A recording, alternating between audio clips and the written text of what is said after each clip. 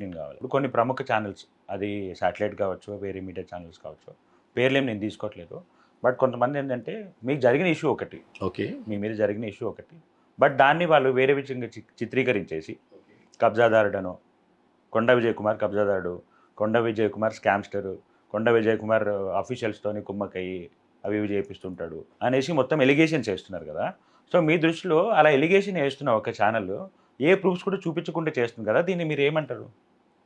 అంటే as a జర్నలిస్ట్‌గా అదే జర్నలిస్ట్‌గా ఎవిడెన్స్ ఉంటే హ్యాపీ. అంటే పబ్లిక్ గిట్ట సమాజం గిట్ట తెలిసిపోతుంది. ఇక లేది ఎవిడెన్స్ ఇప్పుడు నేను అన్నదానం చేస్తున్నాను. అవును. ఎవరైనా వచ్చి చెక్ చేసుకో. ఒక 200 పీపుల్‌కి చేసి నామినల్‌గా ఇట్లా ఏదో క్లోజ్ చేస్తారు అనడం అంటే నేనైతే వాళ్ళ అన్నదానికి నేను కౌంటర్ చేయను. ఏదున్నా భగవంతుడున్నా చూసుకుంటాడు. వాళ్ళ జర్నలిజం ఏంటనేది వాళ్ళ 200 పీపుల్‌కి అని వాటర్ లేదనో, బ్యానర్స్ 1 మంత్ పెట్టాననో, ఏదో ఇంకా సర్టిఫికేట్స్ ఏదో అది ఇదని ఏదున్నా ప్రతిదానికి ఈ ఎలిగేషన్ నాకు ఏది మన కొన్ని సర్టిఫికేట్ల గురించి మాట్లాడతారు. ఇప్పటిది కాదండి, ఎప్పటి నుంచో ఉంది మామూలుగా. అది ఇప్పుడు 8 ఇయర్స్ నుంచి నడిపిస్తున్నారు. ఇప్పుడు అంతా కంప్లీట్ ఆన్లైనే. మీకు తెలియదు ఏముంది, ఆఫ్లైన్ ఏది ఉండదు. అసలు ఎక్కడ స్కోప్ ఉంటుంది మామూలుగా చెప్పండి. అంటే నేనేమంటున్నానంటే మీ ఉద్దేశంలో ఛానల్స్ ఇలాంటి పనులు చేయటం వల్ల రీజన్స్ ఏమై ఉండొచ్చు అంటున్నా. నాకేం అర్థం కావట్లేదు. చూడాలి. నేను ఒకప్పుడు మేము చూసేట ఎలా ఉండేదంటే ఒక ఎలిగేషన్ ఇచ్చినప్పుడు ఇదిగో ప్రూఫ్, Yes. ఒక మాట అనగానే ఇదిగో ప్రూఫ్, ఇదిగో వీడియో, లేకపోతే ఇదిగో డాక్యుమెంట్ అవును. అనేసి ఇవన్నీ చూపించేవాళ్ళు. అవును. అవును. ఇప్పుడు ఏమైతుందంటే ఏ ప్రూఫ్ లేకుండా ఏం లేకుండా కంటిన్యూస్ గా బ్యాక్ టు బ్యాక్ మిమ్మల్ని టార్గెట్ చేసుకుంటా వెళ్తా మీ మీద ఇట్లాంటి ఎలిగేషన్స్ చేస్తున్నారు కదా, అది వాళ్ళ మోటో ఏమై ఉండొచ్చు? ఇలాంటి జర్నలిజం అని మీరు ఏం చెప్తారు? ఇక పబ్లికే తెలిసిపోతుంది ఏందనేది. పబ్లికే తెలిసిపోతుంది మామూలు. నేను చెప్పాల్సిన అవసరం లేదు. ఎక్స్పర్ట్స్ ఉన్న వాళ్ళకి ప్రతి ఒక్కరికి తెలుస్తుంది మామూలు. ఉందంట, అవునంట, ఇదంట, అదంట కన్నా ఉంది అనేది బాగుంటుంది. సో జర్నలిజం అలానే ఉండాలంటారు మీరు, అంతే కదా? అంతే కదా. జర్నలిజం అంటే ఇది ఉంది, ఇది జరిగింది, ఉందంట, అది అదంట, చూపించాలి. ఇదని ఉంది అనేది ఉండాలి. సో మీరేమన్నా ఫీల్ అవుతున్నారా ఇట్లాంటి వార్తలు వచ్చినప్పుడు మీ మీద? లేదు అంటే ఫీల్ అనేది బాధ ఉంటుందా? ఎక్కడన్నా అంటే మనసులో యాక్చువల్గా ఉంటుందా? మనిషికి బిజీ షెడ్యూల్ అనేది చాలా ఇంపార్టెంట్. నేను చాలా బిజీ ఉంటాను. సరే ఓకే, తెలిసినా సరే నా కాన్ఫిడెంట్ లెవెల్ వేరు, నేను వేరు, అంత వేరు. నాకు పెద్ద సరే ఉన్నప్పుడు ఏదైనా ఉన్నదానికి నేను ప్రాపర్గా ప్రూఫ్స్ ఎవిడెన్స్ వచ్చినప్పుడు దానికి నేను ఆన్సర్ చెప్తాను కదా. అవును, చెప్తాను. ఇప్పుడు పాయింట్ బై పాయింట్ ఒక మాట అడుగుతానండి. కొండ విజయ్ కుమార్ ల్యాండ్ కబ్జాలు ఏమైనా చేశారా? జీరో అండి. ఇక్కడ అంత ఛాన్స్ లేదు. అంత నాకు అది మామూలుగా ఎటైతే ఇప్పుడు అంటే ఒకవేళ కొండా విజయ్ కుమార్ కబ్జా చేసేది ఉంటే ఇప్పుడు నాకు నేనంటే నా ఐటీ రైట్స్ కాలేదండి నా మీద. నేను అటు నుంచి వెళ్తుంటే వాళ్ళు క్యాచ్ చేశారంటే రైట్స్ కాలేదు నా పైన. రైట్స్ అయినా సరే ఆన్సర్ చెప్పాల్సిందే కదా. అవును. మామూలు ఇప్పుడు ఆ ఎలిగేషన్స్ అనేది ఇప్పుడు వస్తున్నాయి నాకు. మన ఇంతకుముందు రాలేదు. ఎప్పుడో 2019లో వచ్చాయి. మళ్ళీ అక్కడికి ఏదో మళ్ళీ దానికి ఎవిడెన్స్ ఉన్న వాళ్ళు ఇప్పుడు కొందరికి నేను డబ్బులు ఇవ్వాలి, ఏదో అది చేశాను, పోలీస్ స్టేషన్స్ ఉన్నాయి. మరి ఇన్ని రోజుల నుంచి బయటికి రాకుండా ఇప్పుడు ఎందుకు వస్తున్నారు అనేది అదే అర్థం కావట్లేదు.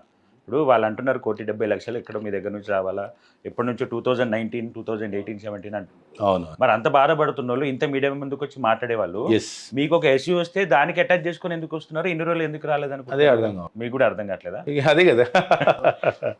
మీ మీద ఐటీ అది దాడనొచ్చు, లేకపోతే ఒక మిమ్మల్ని క్వశ్చనింగ్ అనొచ్చు, అది నిజంగా జరిగిందా లేకపోతే మీరు దాన్ని జరిగిందని వాడుకుంటున్నారా? అమ్మో అలా ఉంటుందా? అలాగే ఉంటుందా? జరిగిందని వాడుకోవడానికి ఏముంటుంది మామూలు. నాకే ఇబ్బంది కదా. దానిలో ఇబ్బంది ఏముంది? అవునండి. ఐటీ రైట్స్ జరిగినాయనంటే ఇప్పుడు ఐటీ వాళ్ళకి ఇప్పుడు న్యూస్ పేపర్స్, ఛానల్స్, సోషల్ మీడియాలో మొత్తం వైరల్ అయింది. ఐటీ వాళ్ళు అయితే చెక్ చేసుకుంటారు కదా. ఐటీ వాళ్ళు ఎక్కడ ఉందని చెప్పేసి ఉల్టా దాన్ని ఇబ్బంది అవుతుంది కదా. అంటే నేనేమంటున్నానంటే మీరు అంటే ఒకవేళ అట్లా చేయించడానికి కారణం కూడా ఏమైండొచ్చు అంటే మీరు ఒక గోల్డ్ మ్యాన్గా ఉన్నారు, మీకు ఒక లెగసీ ఉంది, మీకు ఒక ఎస్టాబ్లిష్మెంట్ ఉంది, ఒక బ్యాక్గ్రౌండ్ ఉంది, you are well enough to maintain that gold. Okay, genuinity ఉంది. ఓకే. బట్ సొసైటీలో ఎలా అయిపోయిందంటే మీలాంటి ఒక పెద్దవాళ్ళని చూసి, మీలాంటి రోల్ మోడల్స్ని చూసి ఇదే ఇప్పుడు మిమ్మల్ని గోల్డ్ మ్యాన్గానే రెస్పెక్ట్ ఇస్తున్నారు మీరు అనుకుంటున్నారా? మీకున్న రెస్పెక్ట్ సొసైటీలో ఓన్లీ గోల్డ్ మ్యాన్ వల్లనే వచ్చిందా? మీకు తెలియదు ఏమి సార్, నేను 2016లో హోప్ ఫౌండేషన్ ఎస్టాబ్లిష్, అంతకన్నా బిఫోరే నేను చాలా సర్వీస్ చేస్తాను. అవును. నాకు ఈ గోల్డ్ మ్యాన్ అనేది బయట వాళ్ళకి సార్. మీరు ఒక్కసారి నా సోషల్ మీడియా నా హోప్ ఫౌండేషన్ గురించి చూడండి మీరు ఒక్కసారి, ఏంటనేది తెలుస్తుంది. పోనీ నేను నా అంబిషన్ ఇంకేదో ఉంది, ఇంకా దానికోసం చేసేది కాదు. ఇవాళ ఇప్పుడు చేస్తాను, నేను నెక్స్ట్ మర్చిపోతాను, నెక్స్ట్ మినిట్ నాకు ఐడియా గిట్టు ఉండదు. అలాంటి స్టెప్పే ఒకవేళ కొండా విజయ్ కుమార్ గారు చేశారా అంటే ఐటీ నేను మిమ్మల్ని అడిగాను, కొండా విజయ్ కుమార్ గారి మీద ఐటీ దాడులు నిజంగా అయ్యాయా లేకపోతే అయ్యాయని పబ్లిసిటీ చేసుకొచ్చారా? అయ్యాయండి. దాడులు అవ్వలేదు, జస్ట్ క్వశ్చనింగే, కస్టడీలోకి తీసుకోవడం, క్వశ్చనింగ్ చేయడం, క్వశ్చనింగ్ అవ్వాలి. సో దీనివల్ల ఏమవుతున్నానంటే నేను ఏమంటున్నానంటే ఇప్పుడు మీరు వేసుకున్న గోల్డ్ రియలా కాదా అనేది పబ్లిక్కి ఎలా తెలుస్తుంది, లేకపోతే వేరే వేసిన రియలా కాదని తెలుస్తుంది. సో ముందు మీరు సర్టిఫై అవ్వాలంటే ఐటీ వాళ్ళే సర్టిఫై చేశారనే టాపిక్ బయటకు వస్తే మీది రియల్ అని ప్రూవ్ అయిపోయింది. ఎస్ఎస్ఐ సో ఆ స్టెప్ కోసం ఏమన్నా ఇట్లాంటి గ్రౌండ్ వర్క్ జరిగిందా, లేకపోతే నిజంగానే అటాక్ జరిగింది? జరిగింది ఎందుకంటే మీరు ఫ్రీక్వెంట్గా వెళ్తుంటారు, తిరుగుతుంటారు, కంటిన్యూస్ ట్రావెల్ ఉంటారు కదా. జరిగింది. ఓకే, సో అది ఒకసారి ఎక్స్ప్లెయిన్ చేయగలుగుతారా ఏమైంది అనేసి? అంటే అంత టైం లైన్స్ అని కాదు. నేను తెలంగాణ హాకీ ప్రెసిడెంట్, మాది అవార్డ్ ఫంక్షన్ ఉంది 27th. నేను 26th ఈవినింగ్ 5:30కి నాది ఇక్కడ డిపార్చర్ టైం, 4:30కి నేను బోర్డింగ్ టైం వెళ్ళాను లోపే నాకు జస్ట్ ఎప్పుడు లేదు, రెగ్యులర్గా వెళ్తుంటాను. सीएसएफ వాళ్ళు ఎందుకు आपसे अब आपका गोल्ड चेक करेगा, आपको IT वाले भी आपको आंसर बोलना पड़ेगा. నేను రెడీ అన్నాను. గోల్డ్ చెక్ చేశారు, IT వాళ్ళు వచ్చారు, డిక్లరేషన్ ఇచ్చాను. ఇక్కడ ఎయిర్పోర్ట్ అథారిటీ ఐటీ వాళ్ళే కదా? ఇక్కడ హైదరాబాద్లో. తర్వాత నాది 5:30కే ఫ్లైట్. మళ్ళీ నన్ను అక్కడికి పంపించారు. అక్కడ వెళ్ళిన వెంటనే ఇమ్మీడియట్లీ 7:55కి నాది అరైవల్ టైం అయిన వెంటనే నేను బయటికి 15 minutes వచ్చాను. ఇమ్మీడియట్లీ నన్ను అక్కడున్న ఎయిర్పోర్ట్ IT ऑफिसर्स నన్ను రమ్మన్నారు. आपसे कुछ बात करने का है, आप जरा हमारे साथ आइए అన్నారు. చలో గో హెడ్ అని నేను వెళ్ళాను. వెళ్ళకపోయిన వెంటనే నాకు అర్థమైంది, ఇప్పుడు నేను సొసైటీలోనే. మీరు ఎక్స్పెక్ట్ చేశారా ఇక్కడ వీళ్ళు ఎంక్వైరీ చేయగానే అక్కడికి వెళ్ళిన తర్వాత ఏమన్నా ఎఫెక్ట్? నేను అట్లా అనుకోలేదు. నేను హైదరాబాద్ రిటర్న్ వచ్చాక అడుగుతారేమో అనుకున్నాను. రిటర్న్ ఫ్లైట్లోనే వచ్చేప్పుడు ఇక్కడ అడుగుతారు అనుకున్నాను. ఓకే బట్ అక్కడే. సో అక్కడ మిమ్మల్ని ఆపారు. ఎట్లా ఉంటే వాళ్ళ బిహేవియర్ మీతోటి? చాలా బాగుందండి. ఆఫీసర్స్ ఎడ్యుకేటెడ్స్. అంటే వాళ్ళ ఆబ్లిగేషన్ ఏంటి అసలు? వాళ్ళు ఏంటంటే आपका क्या है, ఒరిజినల్ గోల్డ్ है क्या, గోల్డ్ रहे तो इसका सोर्स क्या है आपका, कब खरीदो, అది అవన్నీ అడిగారు. ఇప్పుడు గోల్డ్ మ్యాన్గా మీరు స్టార్ట్ చేసిన జర్నీ అందరికి తెలుసు. అవును. బట్ మీరు పబ్లిక్లో ఏపీ తెలంగాణ రాష్ట్రాల్లో ఇన్ఫ్యాక్ట్ ఇండియా వైడ్ కూడా ఒక టైంలో ఫేమస్ అయ్యారు ఒక ఇన్సిడెంట్ వల్ల. ఓకే, అదేంటి మీరు చెప్పండి. టీటీడీలో దర్శనానికి వెళ్ళినప్పుడు దర్శనానికి వెళ్ళినప్పుడు చాలా అది నేను అంతే అంత పెద్ద అక్కడ ఫెమిలియర్ అనే నేను మాట్లాడాను ఆ విషయం. అంటే టీటీడీకి సంబంధించి అలా కాదండి, అంటే అలా అని కాదు, అక్కడ న్యూస్ రావడము బాగా వైరల్ అయ్యేసేసి. మీరు చేశారండి అక్కడ భక్తులు కానీ వీళ్ళందరూ చూసి. అప్పుడు అక్కడ చాలా అయింది. అప్పుడు ప్రధాన పత్రికలలో వార్తలు ప్రచురితమయ్యాయి, ఎలక్ట్రానిక్ మీడియాలో వచ్చింది, ఇన్స్టాలో అక్కడ ఇక్కడ అన్ని చోట్ల వచ్చింది. ఈ గోల్డ్ మ్యాన్ అనే ఈ పదం ఏదైతే ఉందో, ఓకే, కొండా విజయ్ కుమార్ గారికి ఐడెంటిటీనా రెస్పాన్సిబిలిటీ ఇవాళ? నాకైతే రెస్పాన్సిబిలిటీగానే ఫీల్ అవుతుంది. ఎందుకంటే ఇప్పుడు కామన్ మ్యాన్ లాగా ఉన్నారు అనుకోండి, మీరు ఏం చేసినా అది పబ్లిక్ ఎఫెక్ట్ కాదు, ఏం చేసినా మిమ్మల్ని చూసి ఎవరు అనుకోరు. బట్ మీరు ఒక గోల్డ్ మ్యాన్గా ఒక ఐడెంటిటీ మీకు వచ్చేసిన తర్వాత రెస్పాన్సిబిలిటీ ఉండడం చాలా ఇంపార్టెంట్ అయిపోతుంది కదా. నమ్ముతారా? అది ఒప్పుకుంటారా? రెస్పాన్సిబిలిటీ మీరు ఎప్పుడైనా కనుక్కోవచ్చు. మన బిహేవియర్ అదే, మీరు అది నమ్ముతారా అంటున్నా? నమ్ముతాను. ఈ మీకున్న ఈ పొజిషన్ ఒక రెస్పాన్సిబిలిటీ అని నమ్ముతారు? ఖచ్చితంగా అండి. ఇప్పుడు మనము ఇక్కడ ఈ ఆఫీసు పబ్లిక్కి టైం ఇవ్వడము, తెలిసిన వాళ్ళకి ఏదో మంచి చెడు అంటే రెస్పాన్సిబిలిటీ తోటే కదా.